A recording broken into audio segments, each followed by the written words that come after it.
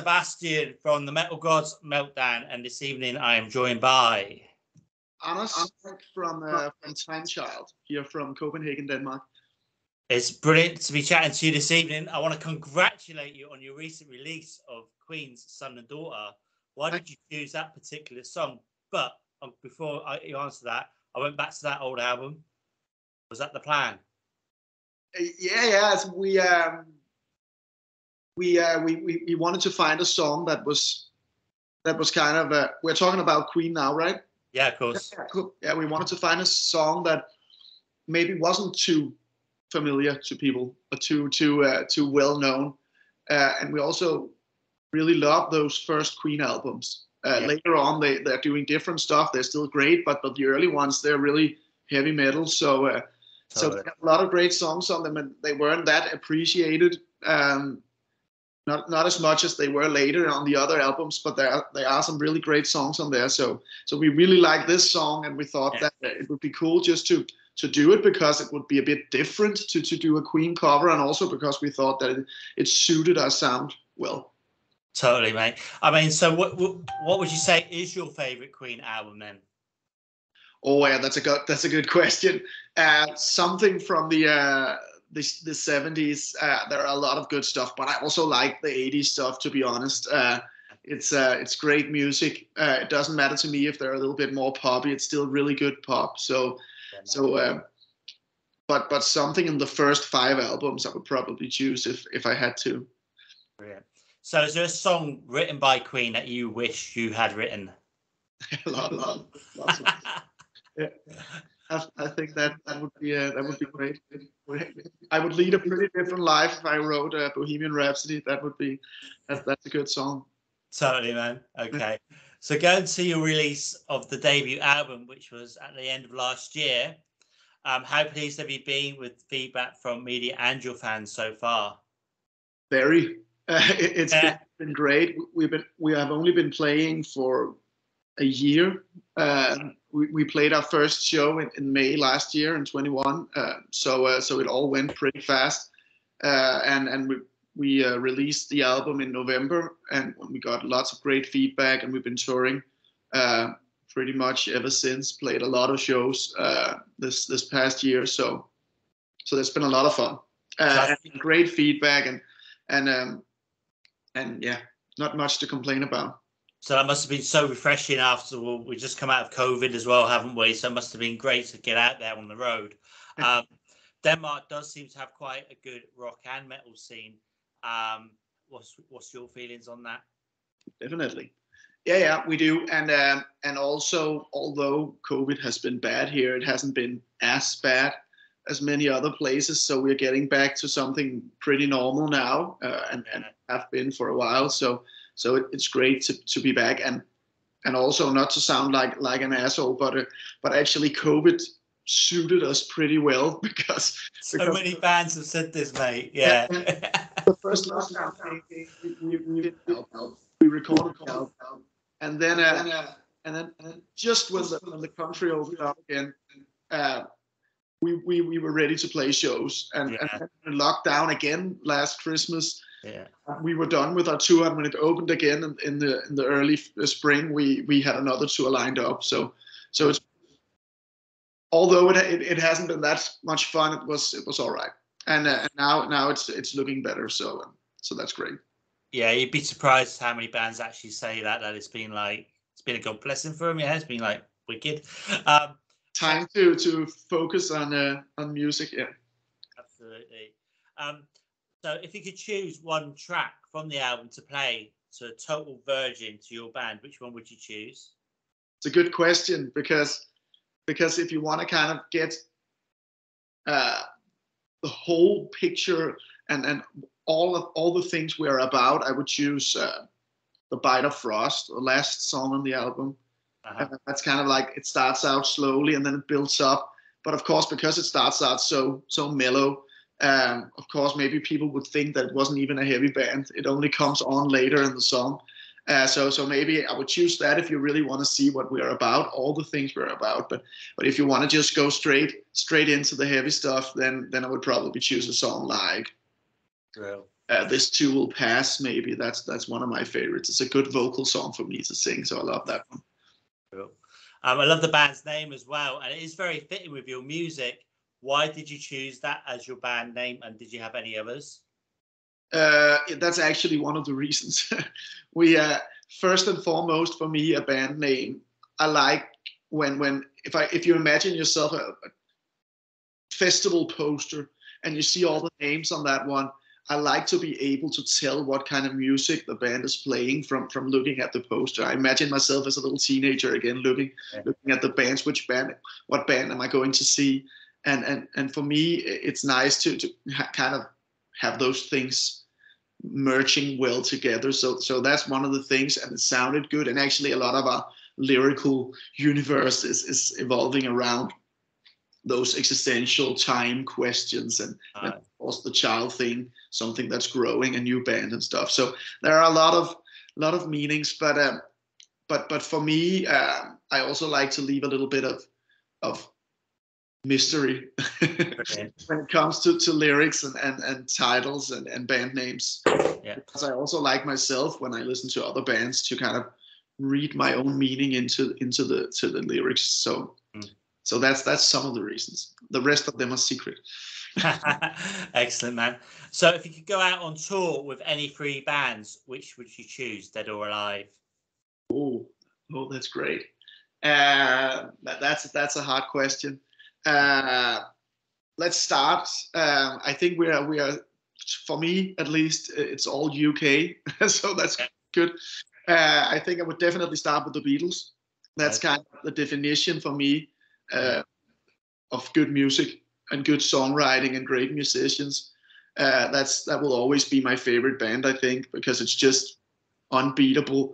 And then I would definitely move into the 70s heavy era, Birmingham area, Black Country Boys. You can pick any one of those bands. We could do Black Sabbath, or we could do Led Zeppelin, or Deep Purple, or Uriah Heep, or whatever. That would be a lot of fun. And then maybe just to, I think that would be it. That's definitely the. What would you say has been the most memorable concert you've ever been to, other than your own, and why? Of course, my first big concert I went to. I grew up on a very small island, the most eastern part of Denmark, so not that much happening over there. But when I got a little bit older, I got to travel to Copenhagen by myself, and my first big concert was Judas Priest reunion tour in 2005.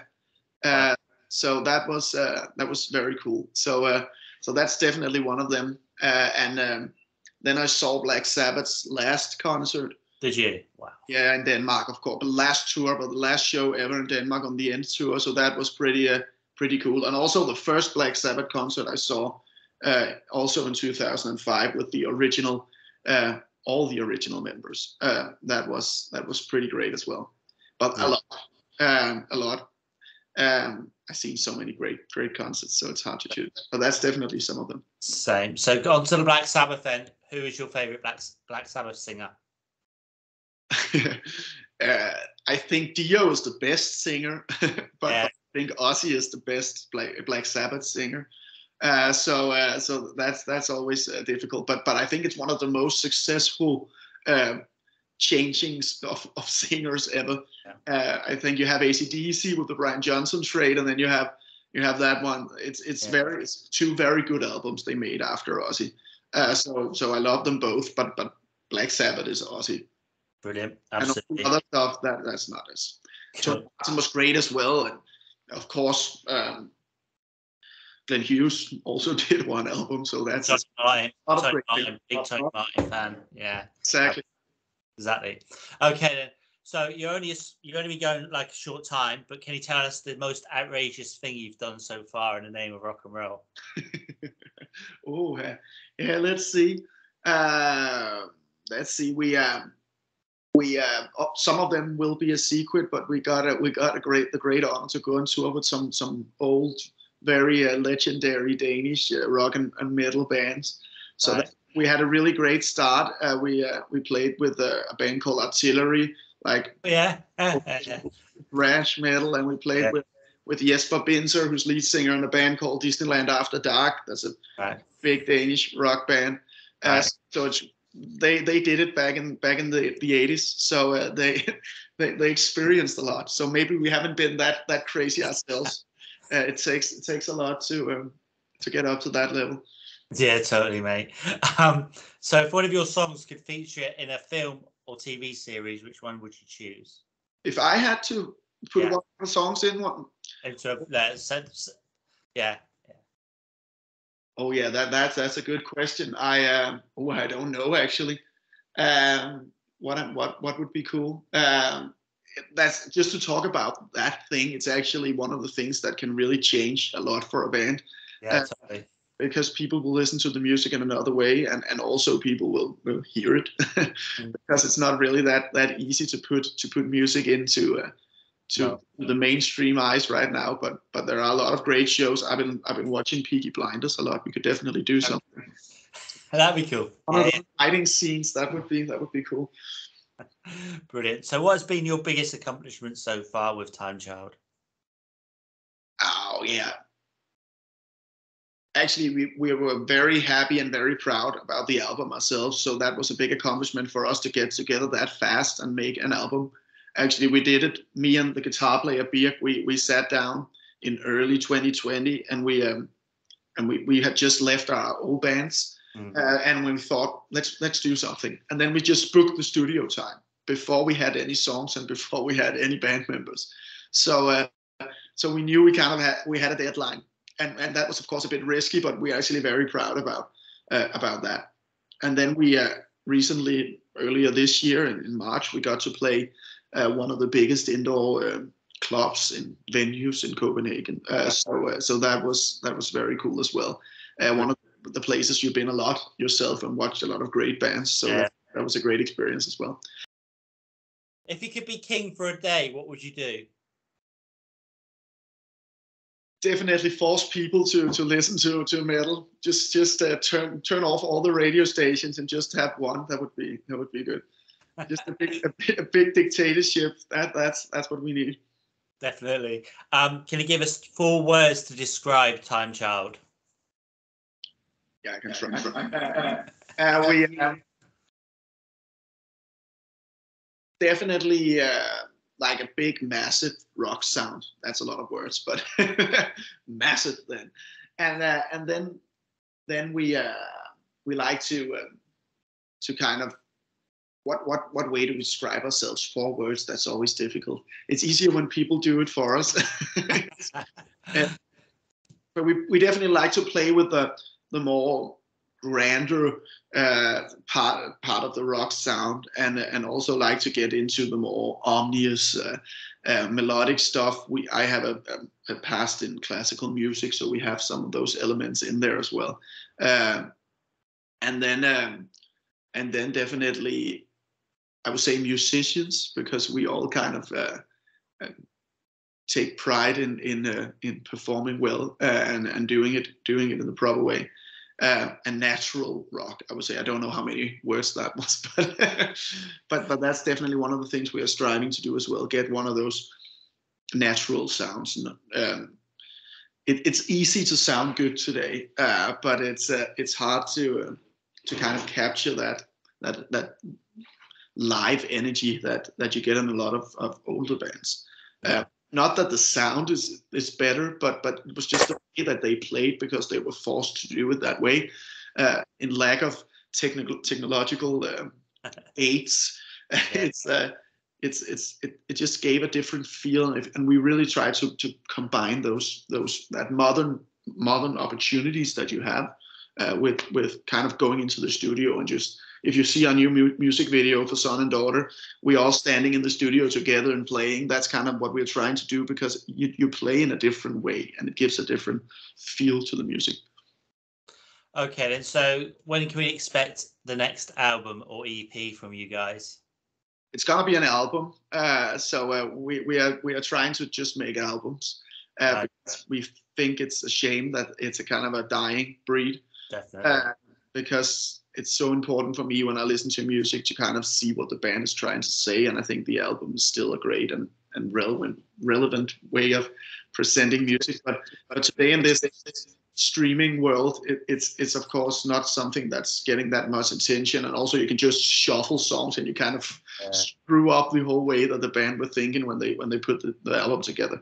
But we are working on it now, and we're recording in November. So we're gonna have a finished album this year, but let's see with everything in the world when we can release it. Absolutely, mate. Well, I can't wait for that. I've got 5 questions now, either or either. So vinyl or digital? Actually, I have some vinyls behind me. That's just my own. But I used to have a record player right behind me, but it broke down some years ago, and I didn't really replace it. I still have some vinyls, but to be honest, I'm a bit lazy in that regard. So I kind of like the digital, kind of the whole thing that you can really access that much music at once. Of course, for nostalgia and just sit down and put on a record, that's always nice. But for me, I like digital streaming, I must say. I don't like the sound quality of it, but you can get some streaming services with a greater quality. But I like the opportunities. So I would love to answer vinyl, but I do listen to a lot of streaming as well. Real. Okay. So bacon or beer? Bacon or beer? Yeah. Both, please, at the same time, maybe. I would never choose between that. Right. Festival or small intimate gig?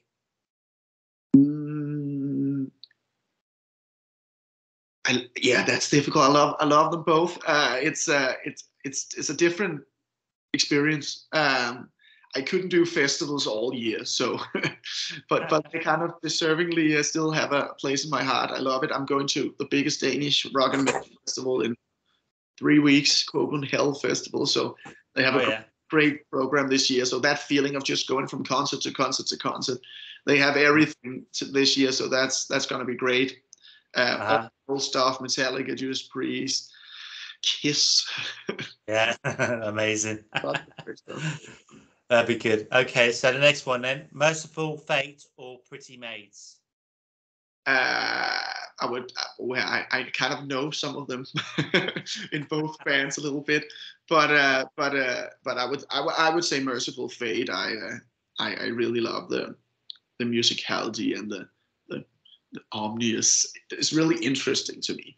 Pretty Maids were a great band as well, and Ronnie Atkins is a great singer, and they did a lot of cool stuff. So I like that as well. So it's definitely some of the bigger Danish bands, and some of them that had an impact outside of the borders. But I think I would go pretty Merciful Fate on that one. Right, last one. It's really important. Putin or Kermit the Frog? That is what you want to do to them. Putin up, dip him in garlic butter. That would be interesting. But I would go frog on that one. Brilliant. Okay, so I want to thank you for your time. Do you have any final words for your fans, our viewers, and listeners? Of course, definitely. I hope that everybody who maybe haven't heard about us would go in and check our music out, and also our new single, Son and Daughter, old Queen cover, and go check our debut album out as well. And then we hope that we can come to the UK soon.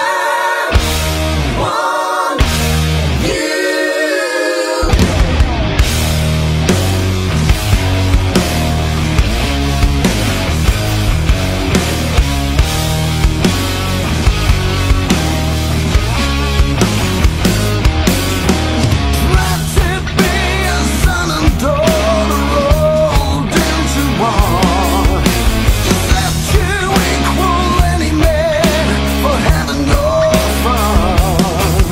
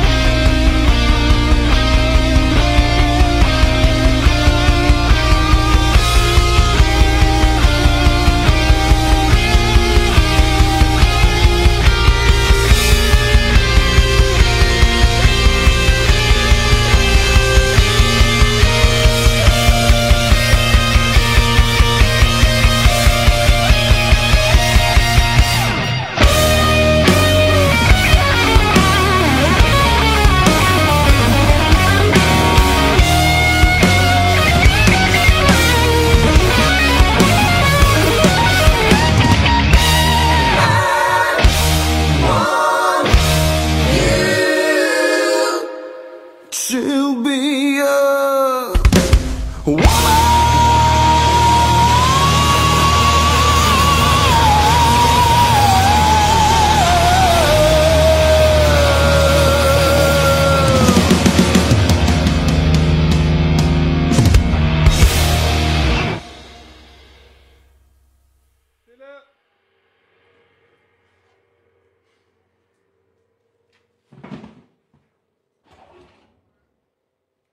Og good?